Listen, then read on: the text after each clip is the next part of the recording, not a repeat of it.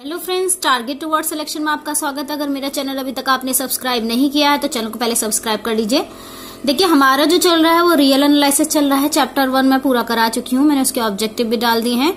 अगर आपको नहीं मिले हैं तो रियल एनालिसिस बुक की एक प्लेलिस्ट है, उसमें मैंने सारी जितनी भी वीडियो है 8 लेक्चर की पूरी डाल दी है, आप उसे चेक कर सकते हैं। अब हमारा शुरू होता है चैप्टर 2 रियल एनालिसिस का, जिसका नाम है सीक्वेंसेस।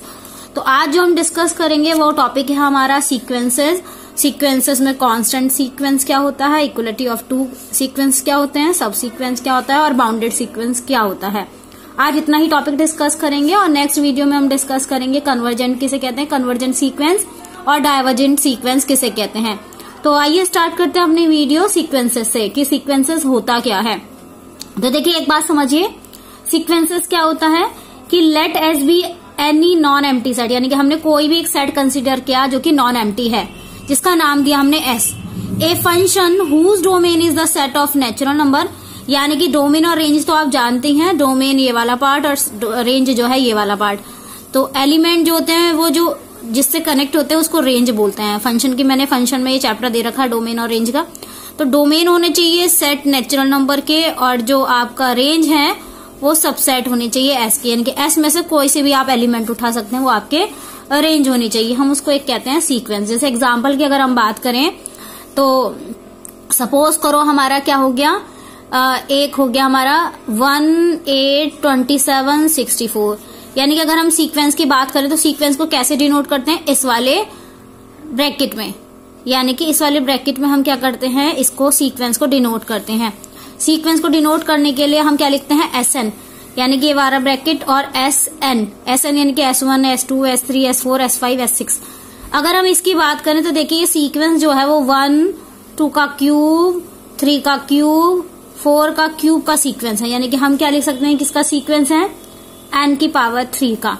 सेम एक एग्जाम्पल और लेते हैं। सीक्वेंस लिखने का तरीका बस क्या है कि इसके nth टर्म लिख दो, वो आपका सीक्वेंस होता है। जैसे फॉर एग्जाम्पल हम एक बात करते हैं कि an+1 is equal to 3an given है, तो इसकी nth टर्म क्या बनेगी।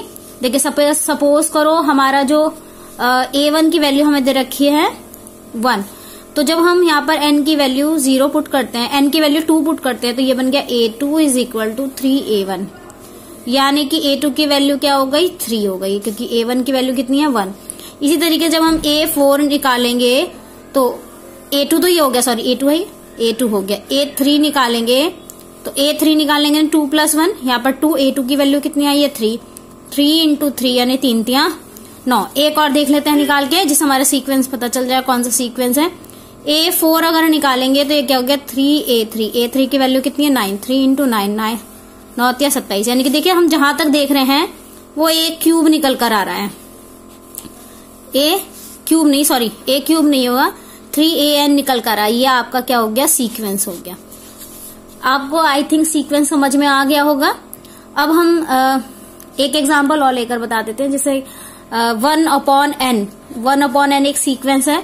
अगर हम ये देखें कि किसका सीक्वेंस है, 1 1/2 1/3 सो ऑन, क्योंकि हमने पूरा क्या कर दिया, n की वैल्यू पुट कर दी। एक और ले लेते हैं, ये सीक्वेंस है n/n+1, ये किसका सीक्वेंस है, n की वैल्यू 1 पुट करो तो 1/2 हो गया, 2 पुट करेंगे तो यहाँ 3 हो गया, 3 पुट करेंगे तो 4 हो गया, ये इसका सीक्वेंस है nth टर्म वाला।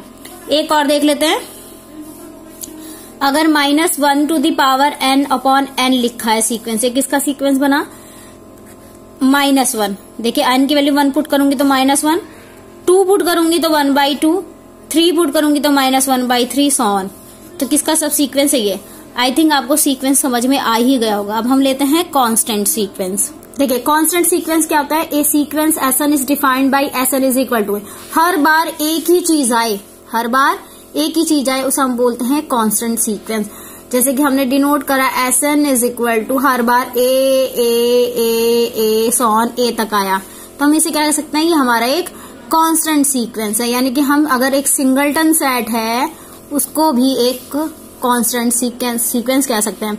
अगर हम इसकी रेंज बात करें, इसकी जो रेंज होती है वो यही होती है, यानी कि सिंगलटन सेट।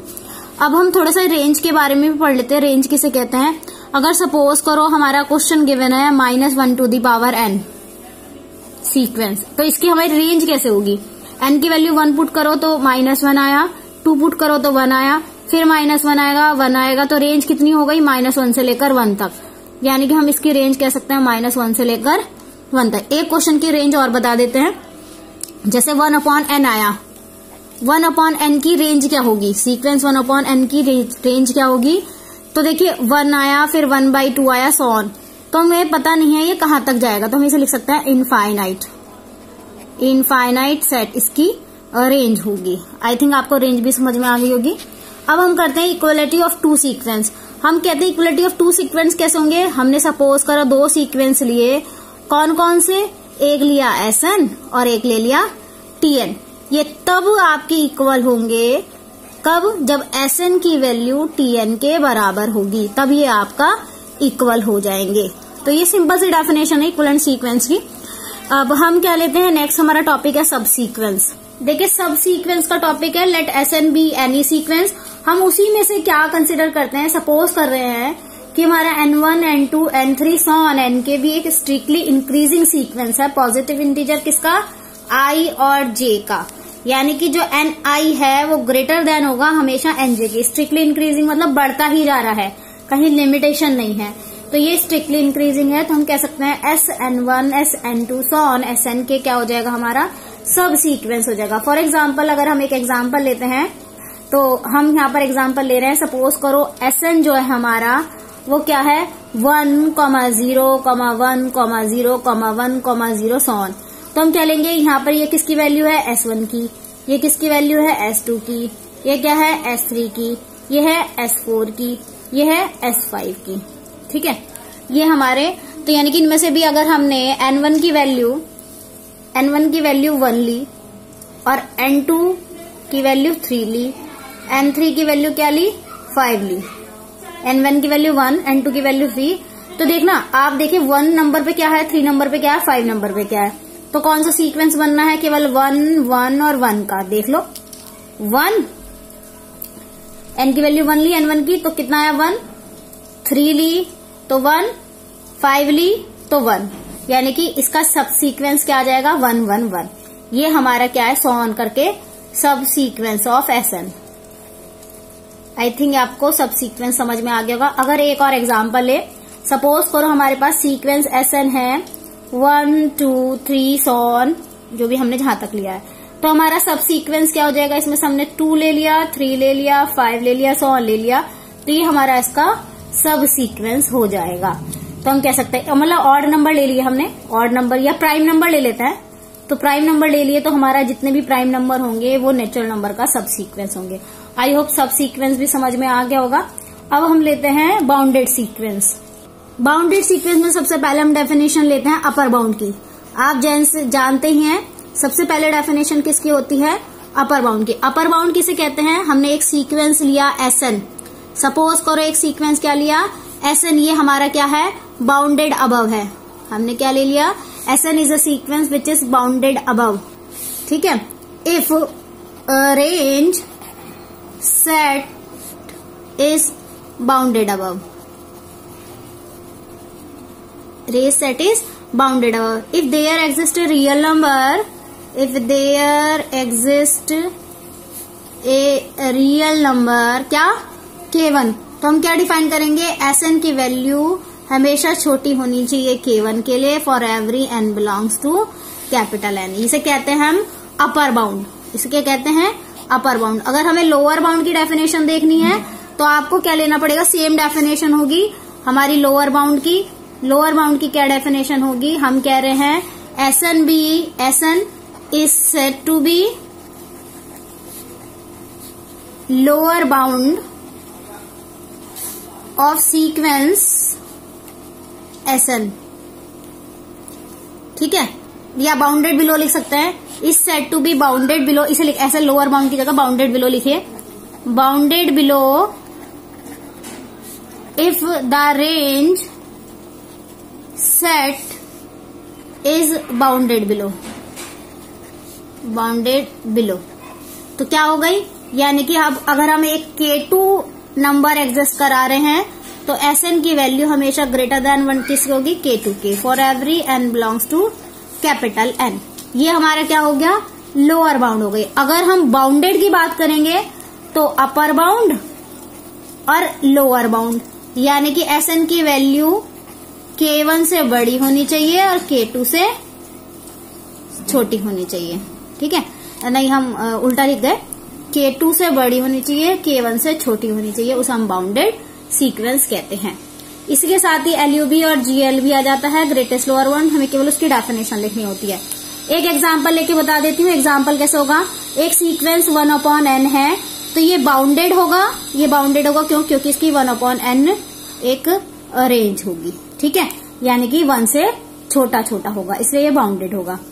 सपोज n/n+1 भी क्या होगा, बाउंडेड होगा, क्योंकि जब हम 1/2 लेंगे यानी कि 1/2 इसकी रेंज कहां से होगी, n/n1+1 यानी कि 1 तक, ये इसकी पूरी रेंज होगी। देखिए क्यों होगी 1/2, अगर हम पहले रखें बिलो में 1/2 होगी और जब हम लास्ट में रखेंगे तो देखिए ये आपका क्या होता है, लास्ट तक चलेगी वैल्यू और एक ज्यादा, यानी कि हमारी जो रेंज होगी, देखिए यहाँ पर इक्वल का साइन इसने लिया कि हमें नहीं पता, लेकिन हमें पता है कि ये स्टार्टिंग में 1 तक रहेगी, इसलिए क्या हो गया कि यहाँ तक इसकी जो बाउंडेड बिलो और बाउंडेड अबव की रेंज होगी वो 1/2 से लेकर 1 होगी। आई होप आपको आज की वीडियो पसंद आई होगी। अब हम जो कल करेंगे वो करेंगे कन्वर्जेंट सीक्वेंस और डायवर्जेंट सीक्वेंस। तब तक के लिए अब अगर आप कोई टॉपिक पढ़ना चाहते हो तो प्लीज कमेंट बॉक्स में जरूर लिखेगा।